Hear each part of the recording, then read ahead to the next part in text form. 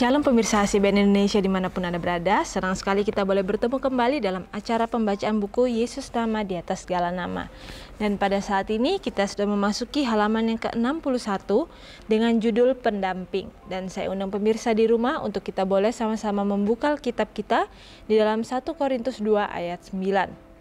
Tetapi seperti ada tertulis, apa yang tidak pernah dilihat oleh mata dan tidak pernah didengar oleh telinga, dan yang tidak pernah timbul di dalam hati manusia, semua yang disediakan Allah untuk mereka yang mengasihi Dia. Dan saya undang untuk kita sama-sama boleh mendengarkan firman Tuhan ini. Keajaiban baru akan terungkap ke dalam pikiran ketika semakin dekat kita menggunakan untuk hal-hal ilahi. Kita kehilangan banyak hal ketika kita tidak membicarakan lebih banyak tentang Yesus dan surga, warisan orang-orang kudus. Semakin kita merenungkan hal-hal surgawi, semakin banyak kesenangan baru yang akan kita lihat dan semakin hati kita dipenuhi rasa terima kasih kepada pencipta kita yang murah hati. Renungkan kasih Tuhan yang luar biasa dalam memberikan anak tunggalnya sehingga siapapun yang percaya kepadanya tidak binasa, melainkan memiliki hidup yang kekal.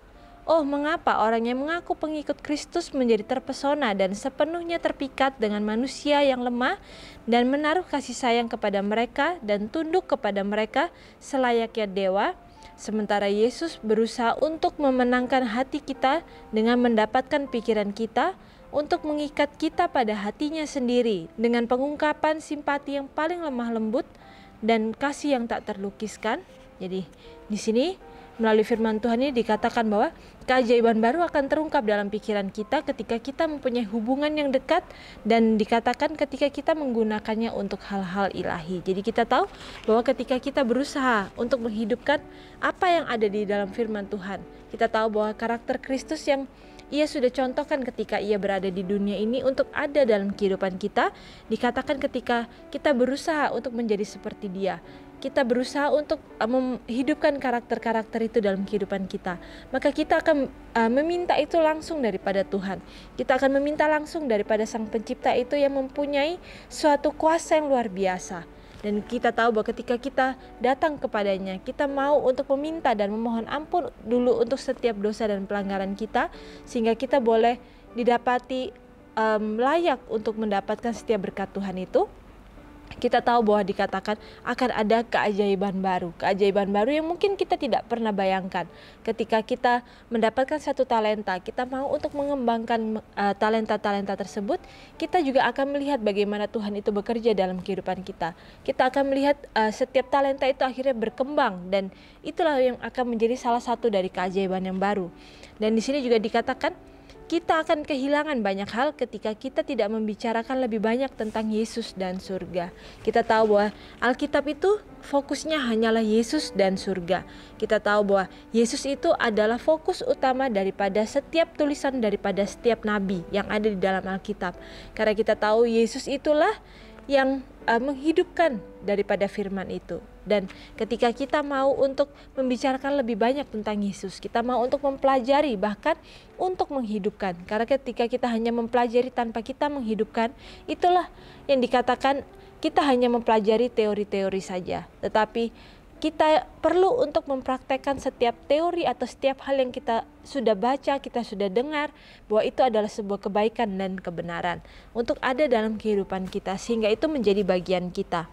Dan di sini juga dikatakan bahwa semakin kita merenungkan hal-hal surgawi, semakin banyak kesenangan baru yang akan kita lihat, dan semakin hati kita dipenuhi rasa terima kasih kepada pencipta kita yang murah hati. Jadi bagaimana?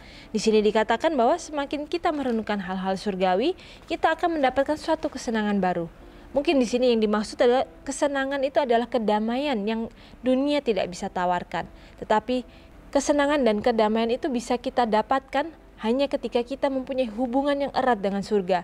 Kita tidak mempunyai kepentingan-kepentingan kita sendiri. Kita tidak mempunyai cita-cita kita sendiri.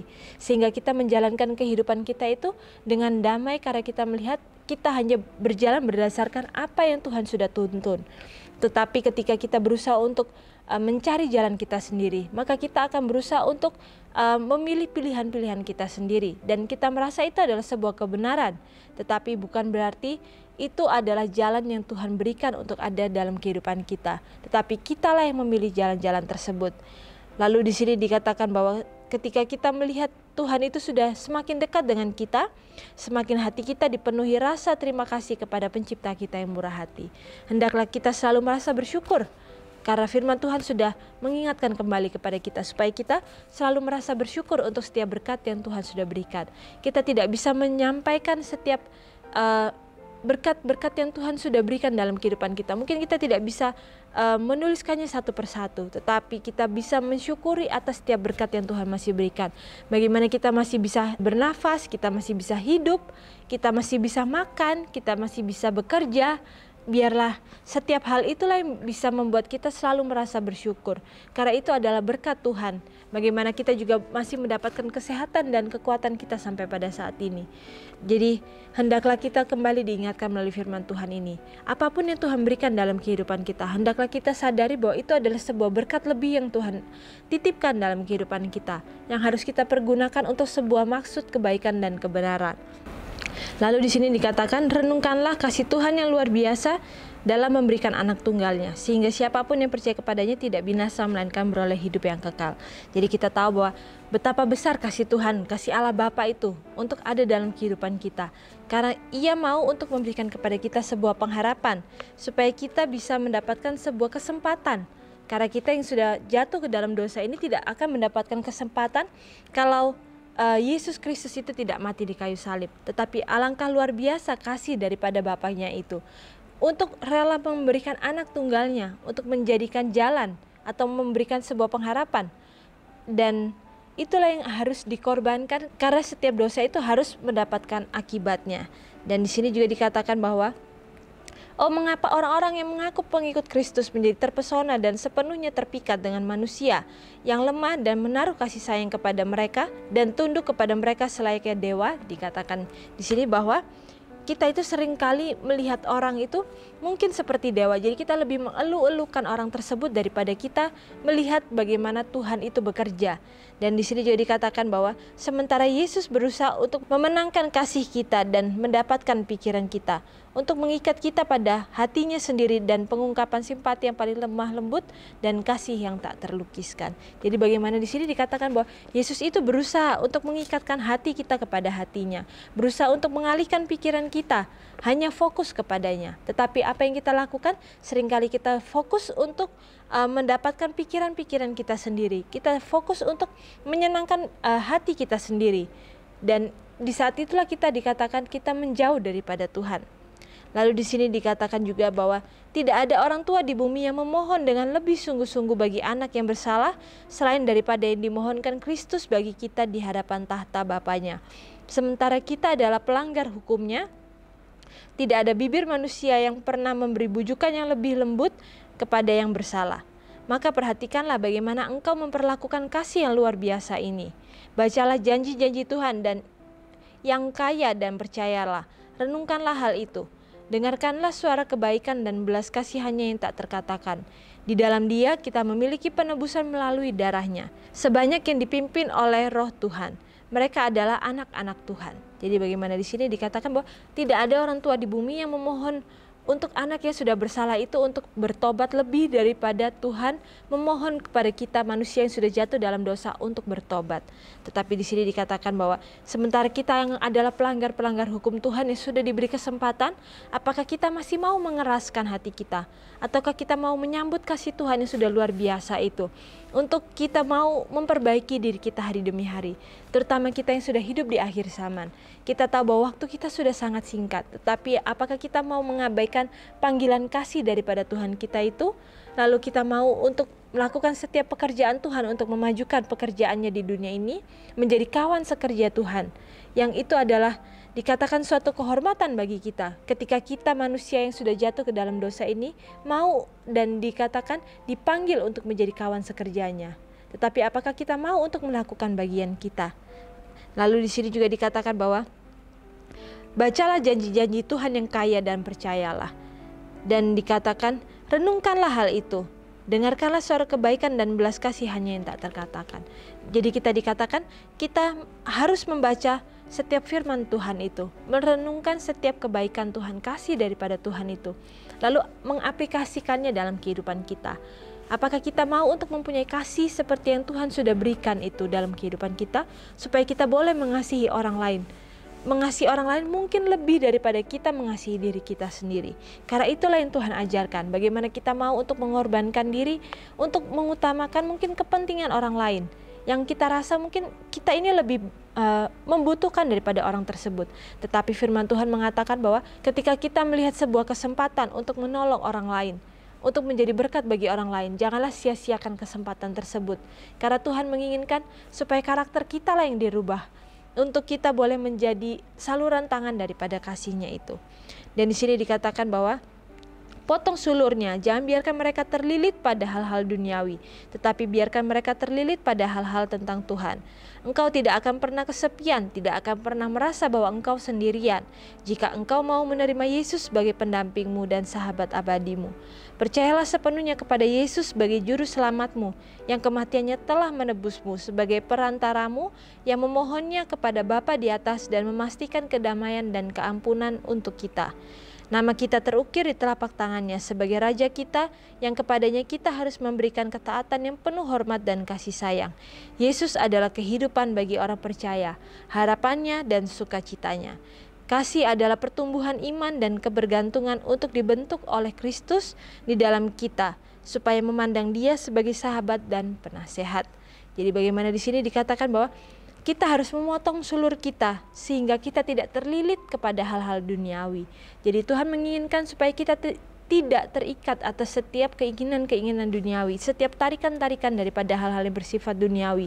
Karena kita tahu bahwa kita ini mengaku anak-anak Tuhan. Hendaklah kita juga menghidupkan karakter-karakter daripada anak-anak Tuhan itu untuk ada dalam kehidupan kita. Dan di sini juga dikatakan bahwa janganlah kita pernah merasa kita itu sendirian melakukan pekerjaan Tuhan.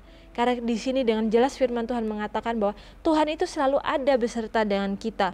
Ialah yang memberikan kepada kita kemampuan, memberikan kepada kita kekuatan. Lalu di sini juga dikatakan bahwa percayalah sepenuhnya, bukan setengah-setengah hanya kepada Tuhan, lalu setengahnya mengandalkan diri kita. Tetapi di sini firman Tuhan dengan jelas mengatakan, percayalah sepenuhnya kepada Tuhanmu, yang menjadi juru selamatmu, yang kematiannya telah menebusmu, sebagai perantaramu. Dan dikatakan yang permohonannya kepada Bapa adalah untuk memastikan kedamaian dan keampunan bagi kita. Jadi bagaimana begitu luar biasanya Tuhan kita itu. Ia yang menjadi perantara bagi kita, Ia mau untuk menjadi penebus bagi kita. Dan di sini dikatakan bahwa nama kita terukir di telapak tangannya sebagai Raja kita, yang kepadanya kita harus memberikan ketaatan penuh hormat dan kasih sayang. Ia yang adalah Raja di atas segala raja, mau untuk menghinakan dirinya, membuat dirinya terhina atas setiap hal yang terjadi di kayu salib. Bagaimana Ia harus mati dalam keadaan yang sangat-sangat hina pada saat itu. Tetapi di sini dikatakan ketika kita mau untuk melihat kepada kasih Tuhan, bahkan pengorbanan Yesus di kayu salib itu, harusnya kita merasa bahwa kita ini tidak pantas untuk menerima kasih Tuhan. Tetapi Tuhan yang begitu kasih itu memberikan kepada kita suatu kesempatan untuk mempunyai pengharapan. Dan di sini juga dikatakan bahwa Yesus adalah kehidupan bagi orang percaya, harapan dan sukacitanya. Apakah itu menjadi sukacita, harapan dan kepercayaan bagi kita? Ataukah kita mau mengabaikan kasih Tuhan itu? Kasih adalah pertumbuhan iman dan kebergantungan untuk dibentuk oleh Kristus di dalam kita, supaya memandang Dia sebagai sahabat dan penasehat. Jadi kembali dikatakan bahwa hendaklah kita memandang Yesus itu sebagai sahabat kita, penasehat kita, sehingga kita bisa meminta nasihat-nasihat untuk segala kehidupan kita. Karena ketika kita mengandalkan nasihat-nasihat daripada Tuhan, kita akan melihat bahwa jalan kita itu adalah jalan damai sejahtera. Bahkan di sini dikatakan, renungkan lebih dalam. Jika tidak ada orang tua duniawi yang pernah memohon untuk seorang anak seperti Kristus memohon untuk saya di hadapan tahta Tuhan, apakah yang seharusnya menjadi tanggapan saya terhadap ungkapan kasih seperti itu? Apakah yang kita mau balaskan terhadap kasih Tuhan yang sudah luar biasa itu untuk ada dalam kehidupan kita?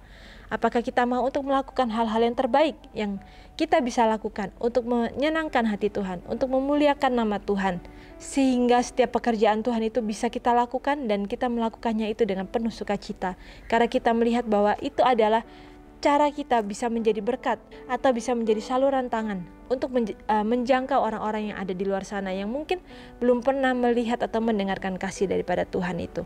Dan biarlah juga kita mempunyai beban atas setiap hal-hal sehingga setiap pekerjaan kita itu boleh kita lakukan dengan penuh rasa bertanggung jawab, karena kita melihat bahwa banyak orang di luar sana yang belum mengenal Tuhan kita itu. Tetapi melalui setiap perkataan, setiap kehidupan kita, hendaklah itu boleh mencerminkan karakter Tuhan itu untuk ada dalam kehidupan kita.